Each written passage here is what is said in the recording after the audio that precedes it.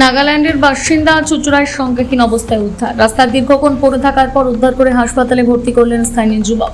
Chuchura farm site 3 নম্বর লেনের দুর্গা মন্দিরের সামনে রাস্তার ধারে সংজ্ঞাহীন অবস্থায় এক ব্যক্তিকে পড়ে থাকতে দেখে চাঞ্চল্য ছড়িয়েছে এলাকায়। স্থানীয় বাসিন্দারা বিষয়টি দেখতে পান। খবর পেয়ে ঘটনাস্থলে পৌঁছন এলাকার প্রাক্তন পঞ্চায়েত সদস্য সমাজসেবী অজয় মোহান্তি।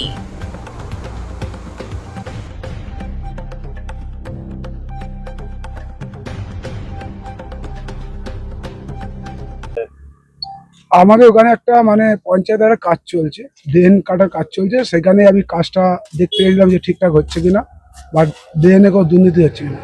তখনই আমাদের একজন এসে বলে যেখানে একজন লোক অচৈতন্য অবস্থায় রাস্তায় পড়ে কোথায় পড়েছিল? ফার্মের 3 নম্বর লেনে দুর্গা মন্দিরের পাশে চুজুর স্টেশনে কাছে? চুরি স্ট্যান্ড।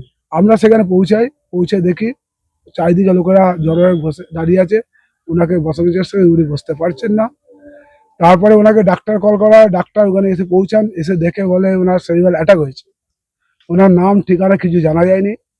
তার ফলে আমি ওখানকার আশেপাশের লোকদের বলেছিলাম যে আপনারা একটু আর চলুন, আমি ওনাকে হসপিটালে ভর্তি করার দরকার আছে। কিন্তু এলাকার কোনো লোকই আমাকে রেসপন্স দেয়নি। আমি ওনাকে থানায় আবার ওনাকে ফোন করি, থানায় ওনাকে থেকে আপনার থানায় ইনফরমেশন দিয়ে আমি হসপিটালে নিয়ে যাই। হসপিটালের ড্রাইভারদের সহযোগিতা নিয়ে ওনাকে ভেতরে ঢোকাই। ভেতরে ঢুকে ওনার ট্রিটমেন্ট যখন চালু করি, ওনার পকেট থেকে একটা কাগজ পাই। কাগজে লেখা আছে ওনার নাম, ওনার ছেলের নাম, এবং হিন্দিতে লেখা আছে যে উনি আসামের ডিমাপুরের বাসিন্দা। ওনার ছেলে বউ ওনাকে ঘর থেকে বের করে দিয়েছে, যার জন্য ওনার ভাই সুভাষ দাস বলে কেউ চাকদায় থাকে, উনি চাকদায় যাওয়ার জন্য এসেছিলেন। ভুলবশত হয়তো যখন গাড়ি এখান থেকে গেছে, চাকদা চুচুড়াটাকে চাকদা থেকে উনি নেমে বসেছিলেন। দেখে হয়তো রাস্তায় ঘুরতে ঘুরতে উনি অজ্ঞান হয়ে মাটিতে লুটিয়ে পড়েছিলেন। আমাকে সেখান থেকে রেস্কিউ করি এবং ওনাকে হসপিটালে করি, এবং পুলিশকে ইনফরমেশন দিয়ে দিই।